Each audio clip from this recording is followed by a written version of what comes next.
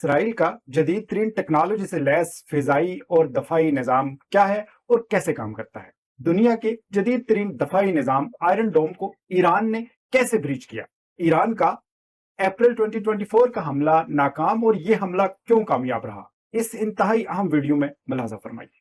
बिस्मिल्लाहि वस्सलातु अला रसूलिल्लाहि व अलैहि वसल्लम। अस्सलामु अलैकुम व रहमतुल्लाहि व बरकातहू। एसएस बुखारी आपसे मुखातिब हूं। Word in a view series में खुश आमदीद। नाज़रीन करम, जब भी इसराइल पर हमला होता है तो आप आयरन डोम के बारे में सुनते हैं, जो कि नाकाबिल तस्खीर समझा जाता है। यह बुनियादी तौर पर एक फिजाई दफाई निज़ाम है जो इस बात को यकीनी बनाता है कि प्रोजेक्टाइल इसराइली अहदाफ को निशाना न बनाए, हमले के दौरान ही वो फिजा में उड़ा दिए जाए, जैसा कि अप्रैल 2024 के ईरानी हमले में देखा भी गया है, जब इसराइल में हर कोई आयरन डोम पर जश्न कर रहा था। लेकिन इस बार ऐसा कोई जश्न नहीं देखा गया। नाज़रीन इकराम, वीडियोस और फुटेजेस एक चीज को वाज़ा करती हैं कि बहुत से ईरानी मिसाइल इसराइल के फिजाई दफाई आयरन डोम को तोड़ते हुए इसराइली सरजमीन को निशाना बनाने में कामयाब रहे। नाज़रीन इकराम, इसराइल का फिजाई दफाई निजाम 3 लेयर्स यानी 3 दर्जों या 3 परतों पर मुश्तमिल है। आइए पहले हम इसराइल के जदीद तरीन टेक्नोलॉजी से लैस दफाई निजाम को देखते हैं कि वो क्या है और कैसे काम करता है। नाज़रीन इकराम, इसराइल का डिफेंस सिस्टम बहुत मजबूत और जदीद तरीन टेक्नोलॉजी पर मबनी है, जो कई परतों यानी कई लेयर्स पर मुश्तमिल है, ताकि मुख्तलिफ किस्म के हमलों से मुल्क को महफूज रखा जा सके।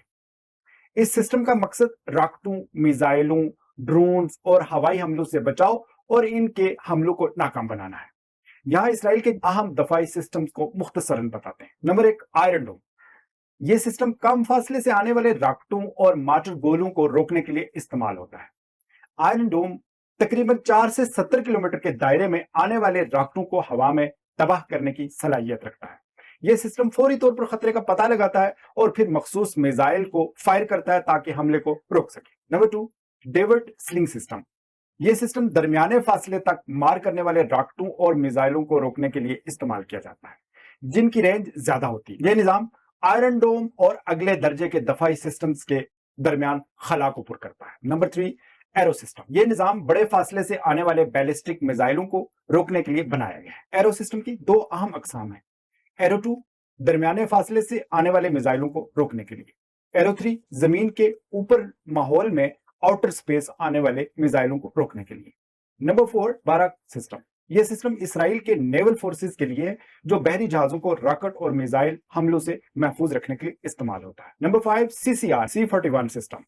यह command control communication computer intelligence system है, जो तमाम डिफेंस सिस्टम्स को मरबूत यानी इंटीग्रेट करता है, मुख्तलिफ हमलों की निशानदेही करके फौरी रद्द अमल की सहूलत फराहम करता है। इनके काम करने का तरीका यह है कि ये तमाम सिस्टम्स मुख्तलिफ रडार्स, सेंसर्स और कम्युनिकेशन नेटवर्क के जरिए खतरात का फौरी पता लगाते हैं।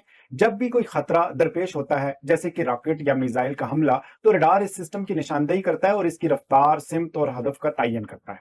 इसके बाद मुतल्लिका दफाई सिस्टम फौरी तौर पर मुतहर्रक हो जाता है और हमला आवर मिसाइल या रॉकेट को फिजा में तबाह कर देता है, ताकि वो अपने हदफ तक ना पहुंच सके। ये सिस्टम्स इसराइल की सलामती के लिए बहुत आम है और इनकी मुसलसल अपग्रेडेशन की जाती है ताकि मुख्तलिफ किस्म के जदीद खतरात का मुकाबला किया जा सके। लेकिन नाज़रीन कराम, इंतहाई दिलचस्प बात यह है कि आलमी इक्तसादी पाबंदियों में जकड़ा हुआ एक मुल्क ईरान किस तरह दुनिया के सबसे एडवांस्ड टेक्नोलॉजी रखने वाले निजाम को ब्रीच करता है और फेल और नाकाम करके दिखाता है, और यह साबित करता है कि इसराइल की फिजाई हदूद को फलांगा जा सकता है।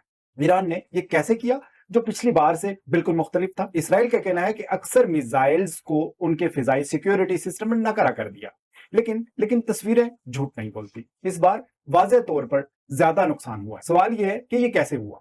इसकी 3 अहम वजूहात बताई जाती है। अमेरिकी हुकूमत का कहना है कि हमले की शिद्दत पहले से दुगनी और 2 बार थी। आखिरी बड़ा हमला था जो तकरीबन 2 गुना था जो हमने पहले देखा था। अगर आप ज्यादा मिसाइल्स फायर करते हैं तो ये सादा मंतक है कि आपके हदफ को निशाना बनाने के ज्यादा इम्कान हैं। कुछ प्रोजेक्टाइल जदीद तरीन दफाई सिस्टम भी रोक नहीं पाएगा और वो हदफ पर पहुंच जाएंगे। दूसरी वजह यह बताई गई कि अप्रैल में ईरान ने जिस किस्म के प्रोजेक्टाइल फायर किए वो ज्यादातर रॉकेट और ड्रोन्स थे।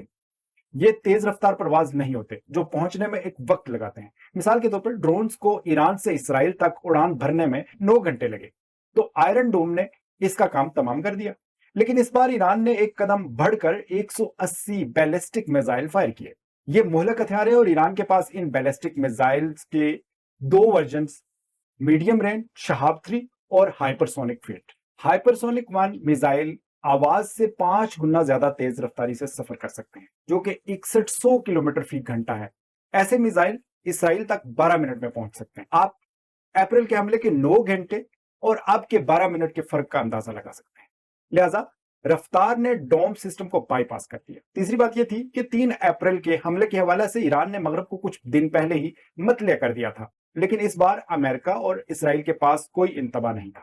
حملے سے پہلے کوئی سراغ انہیں نہیں ملا، اس لیے ایران کے سرپرائز نے بھی کام کیا اور حکمت عملی کے طور پر پچھلی بار کے مقابلہ میں زیادہ کامیابی حاصل ہو۔ فضائی دفاع ایک بہت مہنگا کام ہے۔ اسرائیل ایک ایرو میزائل استعمال کرتا ہے، اس کی قیمت $3.5 ملین ہے۔ ایک ڈیوڈ سلنگ کی قیمت $1 ملین ہے، لیکن ایران کے میزائل بہت سستے ہیں، صرف $1 لاکھ فی شاٹ۔ اس لیے کیلکولیشن ایران کے حق میں بہتر نکلتی ہے۔ اس سے اسرائیل کے دفاع کو کمزور کرنا سمجھ آتا ہے، لیکن یاد رکھیے گا کہ اسرائیل کو امریکی مالی امداد حاصل ہے۔